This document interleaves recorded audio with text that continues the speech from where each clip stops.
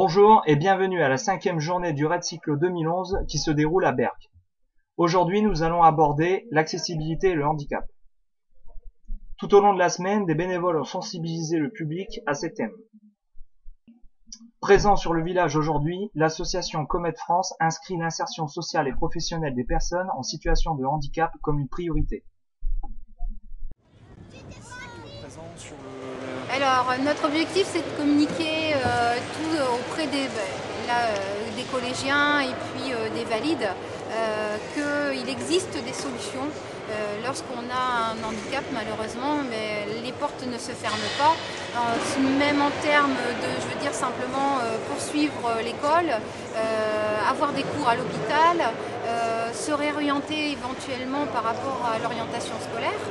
Et puis définir peut-être un objectif de métier adapté à son handicap.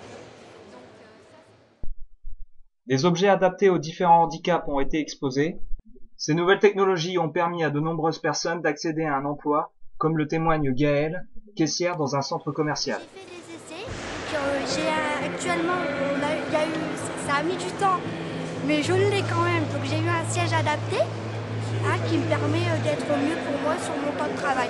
Donc ce siège en fait c'est une chaise électrique qui permet de se lever et de se baisser électriquement et elle pivote aussi sur les côtés, ce qui me permet une certaine autonomie sur mon poste. Donc moi je suis ergothérapeute à Calvé, c'est un centre de rééducation à Berck et nous avons une auto-école qui est intégrée dans notre établissement.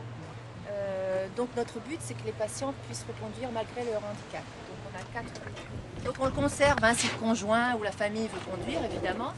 Mais vous allez voir là il y a une plaque d'ancrage. Le fauteuil roulant électrique vient s'encliqueter dans la plaque d'ancrage et le patient est au centimètre près réglé pour lui à bonne distance. Donc là ce véhicule là c'est le joystick. Donc en fait c'est le même principe que le fauteuil roulant du patient, c'est-à-dire il accélère, il freine, il va à droite, il va à gauche. Donc rien qu'avec une manette, ça neutralise et le volant et le pédalier. Le patient conduit entièrement avec ça. Les clignotants, donc s'il n'a qu'une main valide, les clignotants il les dirige là, il y a le klaxon, enfin vraiment il a tout là. S'il a une deuxième main valide qui ne peut pas monter, on peut mettre les clignotants là. On peut également les mettre à la tétière. Donc on a une commande vocale aussi, un petit peu comme les téléphones. Donc on commande la fonction que l'on veut donner.